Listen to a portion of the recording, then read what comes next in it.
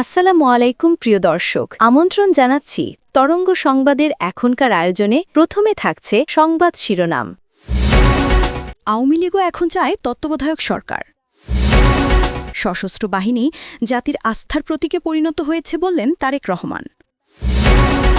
ভূমিকম্পে পুরান ঢাকায় ৩ জন নিহত, ৩ জেলায় আহত অর্ধশতাধিক। আসনের বিষয়ে দ্রুত সিদ্ধান্ত চায় বিএনপির মিত্র দলগুলো। এতক্ষণ শুনছিলেন সংবাদ শিরোনাম, এখন জানাবো বিস্তারিত। অন্যায়ভাবে তত্ত্বাবধায়ক সরকার ব্যবস্থা বাতিল করে পুরো নির্বাচন প্রক্রিয়া ধ্বংস করেছিল আওয়ামী লীগ। এরপর শেখ হাসিনার নেতৃত্বে একতরফাভাবে বিনা প্রতিদ্বন্দ্বিতার নির্বাচন, দিনের ভোট রাতে করা এবং আমিডামির ৩টি নির্বাচন করে অবৈধভাবে ক্ষমতায় টিকেছিল দলটি।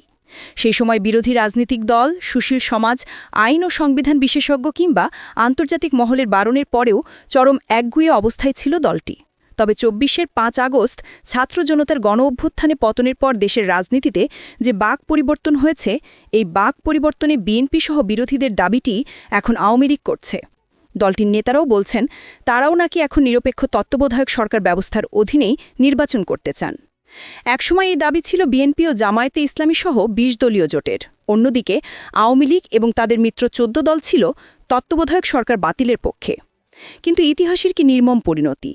আজ বিএনপি এবং জামায়াতের সমর্থকেরা ও নাগরিক সমাজের প্রতিনিধিরা আপিল ও আপিলের রিভিউয়ের মাধ্যমে তত্ত্বাবধায়ক সরকার ফিরিয়ে এনেছে। ছাত্র জনতার গণ আন্দোলনে ক্ষমতা হারানো আওয়ামী লীগও বলছে তারা তত্ত্বাবধায়ক সরকার চায়। অথচ তারা শুধু তত্ত্বাবধায়ক ব্যবস্থা বাতিলই করেননি, তখন যারা এই দাবি জানিয়েছিলেন তাদের নানাভাবে তুচ্ছাতাচ্ছিল্যও করতে ছাড়েননি। তখন তাদের ভাষায় তত্ত্বাবধায়ক সরকার ছিল মরা ইস্যু। কিন্তু এখন নিজেরাই সেই দাবি জানাচ্ছেন। এর পক্ষে আবার যুক্তিও তুলে ধরার চেষ্টা করছেন। খোদ শেখ হাসিনা নিজেও এখন তত্ত্বাবধায়ক সরকারের পক্ষে। ১৮ আগস্ট এক অডিও বক্তব্যে তিনি বলেন, আগামী নির্বাচনের আগে ইউনেস্কো সরে যেতে হবে। একই সঙ্গে একটি নিরপেক্ষ সরকার করে তার অধীনে নির্বাচন দেওয়ার কথাও বলেন তিনি। ওই বক্তব্যে তত্ত্বাবধায়ক সরকার গঠনের কথাও বলেছিলেন শেখ হাসিনা। তার ছেলে সজীব ওয়াজেদ জয়ও তার একাধিক বক্তব্যে নিরপেক্ষ সরকারের অধীনে নির্বাচনের কথা বলেছেন। এছাড়া আওয়ামী লীগের কেন্দ্রীয় কার্যনির্বাহী কমিটির সদস্য এবং সাবেক তথ্য প্রতিমন্ত্রী মোহাম্মদ এ আরাফাত জানুয়ারিতে তার ফেসবুকে দেওয়া এক পোস্টে তত্ত্বাবধায়ক সরকারের অধীনে নির্বাচনের দাবি জানিয়েছিলেন। তিনি বলেছিলেন, একটি নতুন তত্ত্বাবধায়ক সরকারের অধীনে হতে হবে পরবর্তী নির্বাচন। নির্বাচনে অংশগ্রহণকারী সব দল এবং ব্যক্তির জন্য যেন সমান সুযোগ থাকে, সেই পরিবেশ তৈরি করতে হবে। আওয়ামী লীগের সব নেতাকর্মীর বিরুদ্ধে দেওয়া মিথ্যা মামলা প্রত্যাহার করতে হবে, রাজবন্দীদের মুক্তি দিতে হবে এবং জঙ্গি ও শীর্ষ সন্ত্রাসীদের গ্রেপ্তার করতে হবে। এরপর আরেক ফেসবুক পোস্টে অডিও বার্তায় কেন তিনি তত্ত্বাবধায়ক সরকার চান তার ব্যাখ্যাও দেন। আওয়ামী লীগের তৃণমূল নেতারাও এখন একই দাবি জানাচ্ছেন।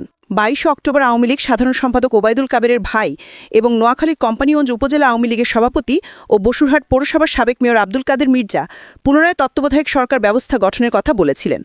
তার ভেরিফাইড ফেসবুক পেজে দেওয়া এক পোস্টে কাদের মির্জা লিখেছিলেন, সব দল আলাপ আলোচনা করে একটি তত্ত্বাবধায়ক সরকার গঠন করে অবাধ, সুষ্ঠু, নিরপেক্ষ ও শান্তিপূর্ণ নির্বাচনের ব্যবস্থা করুন, তাহলে দেশের সত্যিকার গণতন্ত্র প্রতিষ্ঠিত হবে। ভূমিকম্পে আজ শুক্রবার সকালে ৩ জন নিহত হয়েছেন বলে জানিয়েছে স্বাস্থ্য অধিদপ্তর। ঢাকা, নরসিংদী ও গাজীপুরে আহত হয়েছেন অর্ধশতাধিক। নিহত ব্যক্তিদের মধ্যে ২ জনের নাম জানা গেছে। একজনের নাম রাফিউল ইসলাম। তিনি ঢাকা মেডিকেল কলেজের ছাত্র বলে জানিয়েছেন স্বাস্থ্য অধিদপ্তরের মহাপরিচালক। তবে মিটফোর্ড হাসপাতালের জরুরি বিভাগের ওয়ার্ড মাস্টার সাজ্জাদ বলেছেন তিনি সলিমুল্লাহ মেডিকেল কলেজের ছাত্র। মিটফোর্ড হাসপাতাল সূত্রে জানা যায়, নিহত আরেকজনের নাম সবুজ, তার বয়স ৩০ বছর। ৮ বছরের একটি শিশুর মরদেহ আনা হয়েছে, তার পরিচয় জানা যায়নি।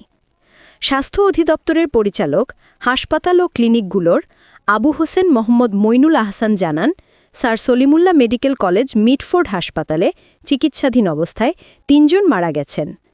মিটফোর্ড হাসপাতালে জরুরি বিভাগের ওয়ার্ড মাস্টার সাজ্জাদ প্রথম আলোকে বলেন, ভূমিকম্পের পর ৩ জনের মরদেহ আনা হয়েছে। পুরান ঢাকা থেকে তাদের মরদেহ আনা হয়। পুলিশের লালবাগ বিভাগের উপকমিশনার মল্লিক আহসান উদ্দিন সকালে প্রথম আলোকে বলেন, ভূমিকম্পের সময় পুরান ঢাকার কসাইটুলি এলাকার একটি ভবনের রেলিং ধসে পড়ে ৩ জন ঘটনাস্থলে নিহত হন। তারা রাস্তা দিয়ে হেঁটে যাচ্ছিলেন। ফায়ার সার্ভিস ও পুলিশ সদস্যরা ঘটনাস্থল পরিদর্শন করেছেন। তাৎক্ষণিকভাবে সকালে নিহত ব্যক্তিদের নাম পরিচয় জানাতে পারেনি পুলিশ। স্বাস্থ্য অধিদপ্তর জানিয়েছে, ভূমিকম্পে ঢাকা মেডিকেল কলেজ হাসপাতালে ১০ জন আহত হয়েছেন। গাজীপুরে তাজউদ্দিন আহমদ মেডিকেল কলেজ হাসপাতালে আহত হয়েছেন 10 জন। নরসিংদী জেলা হাসপাতালে আহত ৪৫ জনের মধ্যে ৩ জনকে গুরুতর অসুস্থ অবস্থায় ঢাকা মেডিকেল কলেজ হাসপাতালে রেফার করা হয়েছে। নরসিংদী ১০০ শয্যা হাসপাতালে আহত হয়েছেন 10 জন। টেলিফোনে হতাহত ব্যক্তির এসব খবর জানা গেছে বলে স্বাস্থ্য অধিদপ্তর জানিয়েছে। সরেজমিন সকালে দেখা যায় কসাইটুলিতে ২২ ভাগ সি কেপিগোদ স্ট্রিট গলিতে রক্ত পড়ে আছে। ৫তলা ভবনে ভেঙে পড়া রেলিং সরাচ্ছে ফায়ার সার্ভিস। স্থানীয় সজীব নামের একজন প্রথম আলোকে জানান, ভূমিকম্পের সময় সবাই ছোটাছুটি করছিল। পরে এখানে একজন শিশুসহ ৩ জন গুরুতর আহত হন। তাদের দ্রুত হাসপাতালে নেওয়া হয়। ফায়ার সার্ভিস ঢাকা সদর zone ১-এর zone commander Enamul Haque বলেন, ভবনের ভেতরে কেউ আটকে আছে কিনা তারা খোঁজ করছেন।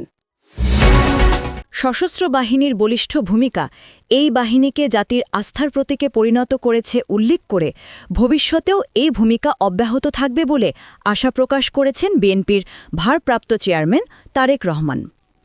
২১ নভেম্বর সশস্ত্র বাহিনী দিবস ২০২৫ উপলক্ষে দেওয়া এক বাণীতে তিনি আরও বলেন, সশস্ত্র বাহিনী দিবস উপলক্ষে আমি বাংলাদেশ সেনা, নৌ ও বিমান বাহিনীর সব সদস্যকে জানাই আন্তরিক শুভেচ্ছা ও অভিনন্দন। সশস্ত্র বাহিনীর সব সদস্য ও তাদের পরিবারের সুখ, শান্তি ও কল্যাণ কামনা করি। দিবসটিতে সশস্ত্র বাহিনীর সার্বিক সাফল্য, উন্নতি ও অগ্রগতি কামনা করি এবং স্বাধীনতা যুদ্ধের সশস্ত্র বাহিনীর আত্মদানকারী শহীদদের আত্মার শান্তি কামনা করি। তারেক রহমান বলেন, ১৯৭১ সালের ২১ নভেম্বর মুক্তিযুদ্ধ চলাকালীন বাংলাদেশে সামরিক বাহিনী গঠিত হয়। এই কারণে মুক্তিযুদ্ধের অগ্রযাত্রা ও বিজয়ের স্মারক হিসেবে প্রতি বছর ২১ নভেম্বর দিনটি সশস্ত্র বাহিনী দিবস হিসেবে পালিত হয়ে আসছে। নির্ভীক সাহসিকতা, শৌর্য, সংকল্পবদ্ধ শৃঙ্খলা দিয়ে তৈরি জাতির এক গর্বিত প্রতিষ্ঠান সশস্ত্র বাহিনী। তিনি বলেন, ৭১-এর রণাঙ্গনে এ বাহিনীর অসীম সাহসী ভূমিকা ইতিহাসের এক উজ্জ্বল অধ্যায়। আমাদের স্বাধীনতা, সার্বভৌমত্ব ও ভৌগোলিক অখণ্ডতা রক্ষায় সশস্ত্র বাহিনীর দেশপ্রেমী সদস্যরা অতন্ত্র প্রহরী ভূমিকা পালন করে চলেছে। বিশ্বশান্তি রক্ষায় বাংলাদেশের সশস্ত্র বাহিনী ভূমিকা আন্তর্জাতিক সম্পর্ককে আরও শক্তিশালী ও প্রশংসনীয় করেছে। তিনি বলেন, দেশের সব প্রাকৃতিক দুর্যোগ ও দুর্বিপাকের সময় সশস্ত্র বাহিনীর বলিষ্ঠ ভূমিকা এ বাহিনীকে জাতির আস্থার প্রতীকে পরিণত করেছে। আমি আশা করি ভবিষ্যতেও এই ভূমিকা অব্যাহত থাকবে। বিএনপির ভারপ্রাপ্ত চেয়ারম্যান বলেন, মহান স্বাধীনতার ঘোষক সাবেক রাষ্ট্রপতি, সাবেক সেনাপ্রধান শহীদ জিয়াউর রহমান বাংলাদেশ সশস্ত্র বাহিনীকে আধুনিক বিশ্বের সঙ্গে সঙ্গতি রেখে একটি প্রযুক্তিনির্ভর, গতিশীল ও দক্ষ বাহিনী হিসেবে গড়ে তোলার লক্ষ্যে ব্যাপক কর্মসূচি গ্রহণ ও বাস্তবায়ন করেছিলেন। তিনি বাংলাদেশ সশস্ত্র বাহিনীকে সুশিক্ষিত ও পেশাদার বাহিনীতে পরিণত করেছিলেন। সাবেক রাষ্ট্রপতি শহীদ জিয়ার সময় থেকেই বাংলাদেশ সশস্ত্র বাহিনী সুশৃঙ্খল, ক্ষিপ্র ও সদা তৎপর এক আধুনিক বাহিনীতে পরিণত হয়, যা বিশ্বে যে কোনো আধুনিক রাষ্ট্রের সেনাবাহিনীর সমকক্ষ। একইভাবে দেশনেত্রী খালেদা জিয়া প্রধানমন্ত্রী থাকাকালীন সশস্ত্র বাহিনীকে আরও আধুনিক বাহিনী হিসেবে গড়ে তোলেন, যা বৈশ্বিক পরিসরে ব্যাপক অবদান রাখে। ভবিষ্যতেও আমাদের এ প্রয়াস অব্যাহত থাকবে। তারেক রহমান বলেন, আমি গভীর শ্রদ্ধায় স্মরণ করছি মুক্তিযুদ্ধে জীবন উৎসর্গকারী বীরশ্রেষ্ঠ সিপাহী মোস্তফা কামাল, বীরশ্রেষ্ঠ ক্যাপ্টেন মহিউদ্দিন জাহাঙ্গীর, বীরশ্রেষ্ঠ সিপাহী হামিদুর রহমান, বীরশ্রেষ্ঠ রুহুল আমিন, বীরশ্রেষ্ঠ ফ্লাইট লেফটেন্যান্ট মতিউর রহমান, বীরশ্রেষ্ঠ ল্যান্সনায়ক নূর মোহাম্মদ শেখ ও বীরশ্রেষ্ঠ ল্যান্সনায়ক মুন্সি আব্দুর রউফকে। বিএনপি ২৩৭টি সংসদীয় আসনে ৩ নভেম্বর দলীয় সম্ভাব্য প্রার্থীর নাম ঘোষণা করলেও যুগপথ আন্দোলনের শরিকদের আসনগুলো এখনও চূড়ান্ত করেনি। এ ব্যাপারে দ্রুত ফয়সলা চায় মিত্র দলজোটগুলো। আগামী ৮-১০ দিনের মধ্যে আসন ছাড়ের বিষয়ে সিদ্ধান্ত জানানো হবে বলে বিএনপির পক্ষ থেকে আশ্বস্ত করা হয়েছে। মিত্রদের দাবি, ডিসেম্বরের প্রথম সপ্তাহে জাতীয় সংসদ নির্বাচনের তফসিল হলে সেই হিসেবে তাদের হাতে নির্বাচন প্রস্তুতির সময় কম।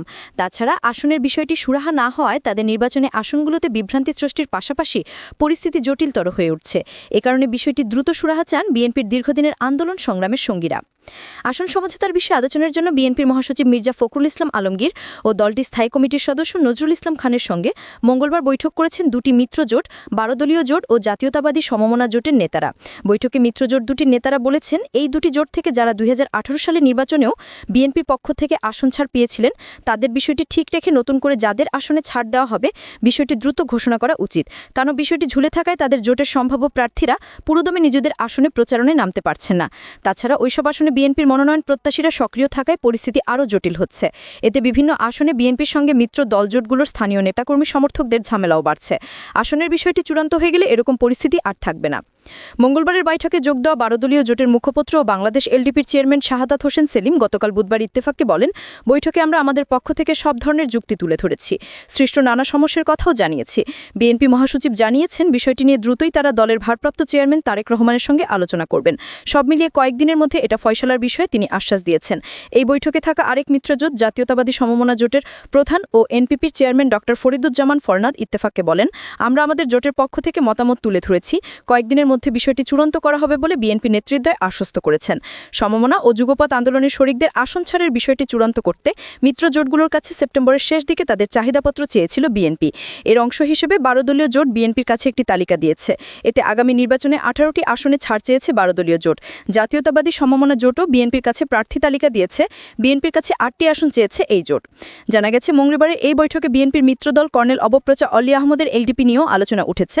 এ ব্যাপারেও বিএনপি বলেছে, এলডিপির সঙ্গে আসন সমঝোতার বিষয়টিও সহসাই সুরাহা হবে।